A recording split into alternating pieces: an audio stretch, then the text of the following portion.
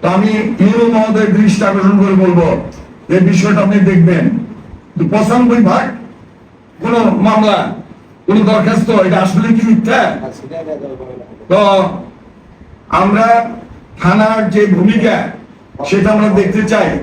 আমরা থানাকে চিনি, আমরা দেখেছি জুলাই আগস্ট বিপ্লবের আগে সারা বাংলাদেশের পুলিশ করাপ্টেড, মারাত্মক ভাবে করাপ্টেড হয়েছিল।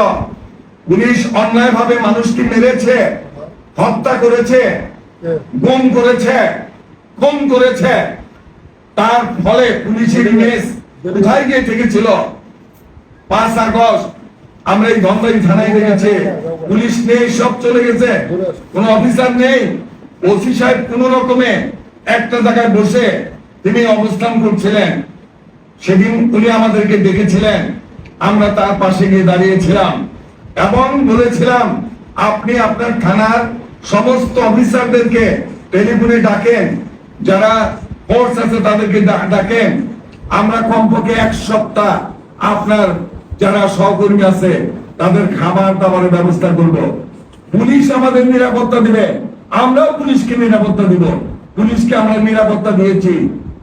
এটা হয়তো বর্তমান ওসি সাহেব পরে আসছেন, হয়তো অন্য জায়গায় ছিলেন, ধনবাড়ির খবর জানেন না। আমরা তাদেরকে হেফাজত করেছি।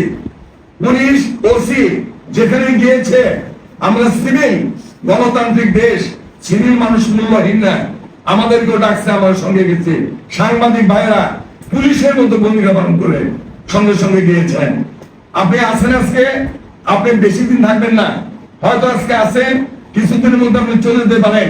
তবে আপনার কাছে আপনার বিষয়ে আমারও 2টা কথা বলার আছে।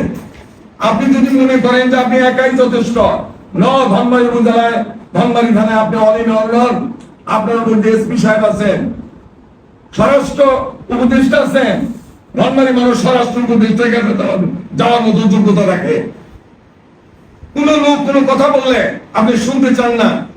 আমিও যখন কোন কথা বলি, আমি বাড়তেছি না আপনার সঙ্গে কথাবার্তা বলা, যে আপনি যে কদিন আছেন কথা বলবো না, আমি মনের কথাগুলো বললাম। কিন্তু বলতে হয়, জনগণ তো আসে আমাদের কাছে। বিএনপি এখনো ক্ষমতায় না, এখন একটা অরাজনৈতিক দল ক্ষমতায়, কিন্তু জনগণ তো মনে করে বিএনপি বোধহয় ক্ষমতায় গেছে। আমাদের কাছে ঘুম থেকে উঠলে আমাদের কাছে লোকজন যায়, বলে এই সমস্যা, এই সমস্যা, এই সমস্যা। তখন আপনাদের সঙ্গে কথা বলতে ভয় লাগে আমাদের, যে কথা যে বলবো আপনি সেটা শুনবেন কিনা।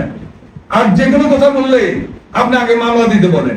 আমার মামলা দেওয়ার জন্য পাঠাইলে যে সমস্ত তথ্য আপনি চান ওই তথ্য দেওয়া সম্ভব না, মামলাও করা সম্ভব না।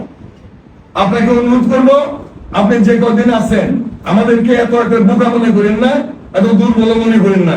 আপনি ধনবাড়ি উপজেলা আছেন, আপনাকে সাহায্য করার জন্য আমরা যখন 5 তারিখ থেকে সাহায্য করেছি, এখনো আপনাকে সাহায্য করব। আপনি ধনবাড়িকে এইরকম যে গেছে যে 95% মিথ্যা অভিযোগ দেয়, ধনবাড়ি মানুষ 95% মিথ্যাবাদী, এইটা থেকে আমাদের রক্ষা করেন। যেগুলো সত্য মামলা যাবে সেগুলো আপনি দেখবেন। আর আমরা যদি কখনো কথা বলি, অন্যায় কথা বলবো না। যদি বলি আমরা খালি মামলা করি, আপনার সঙ্গে কথা বলবো, মামলায় একমাত্র পথ। আপনার সঙ্গে কথা বলতে গেলে আগে মামলা দিতে হবে। আমরা তো মৌখিক কথা বলতে পারি, দেখা করতে পারি, টেলিফোন করতে পারি। আমার কথা না শুনলে আপনি এখানকার কার কথা শুনবেন? আপনি এখানে ফার্স্ট ওসি ধনবাড়ি, অভিজ্ঞতা অর্জন করেন। আমি আর বেশি কথা বলবো না। আইন শৃঙ্খলা রক্ষা করা এটা আপনার দায়িত্ব। ইউরো মহোদয় আমাদের অভিভাবক, আপনি আইন শৃঙ্খলা রক্ষার্থে ব্যাপক ভূমিকা রাখবেন। এবারের যে পূজা অনুষ্ঠান, এই পূজা অনুষ্ঠানে আপনি সর্বাত্মক সহযোগিতা করবেন এবং ধনবাড়ি মানুষের সর্বাত্মক সেবায় আপনাকে ভূমিকা রাখতে হবে। মানুষ যেন আপনার কাছ থেকে সেবা পায়, ওখান থেকে ফিরে এসে যেন আপনার সমালোচনা ব্যস্ত না হয়। আপনি তো শুধু আপনার সামনে প্রশংসা শুনেন, আপনার পিছনে কি হয় সেটা তো আপনি জানেন না। আপনি মোটেই শোনা অর্জন করতে পারেন নাই। আরো উচিত ছিল, আমরা কথা বলেছি, সম্মান দিয়েছি আমাদেরকে। আমরা মনে করেছিলাম আপনার যে বয়স, আপনি আমাদের সম্মান দিবেন। আর যে সময়টা আপনি আসছেন, একটা দেশের পরিবর্তনের প্রেক্ষাপটে আসছেন, আপনি যথেষ্ট পরিমাণ মানুষকে ইজ্জত দিবেন। আপনাদের যে পুলিশের যে ইমেজ রক্ষা করবেন। তা আমি ব্যক্তিগত মানে বিষয়ে থেকে বলছি না, আমাদের ধনবাড়িবাসীর প্রতি আমাদের কমিটমেন্ট।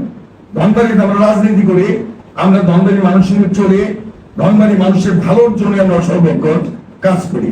ধনবাড়ি মানুষের মঙ্গল বিধানে আপনাকে আবারও কাজ করার জন্য অনুরোধ জানাচ্ছি।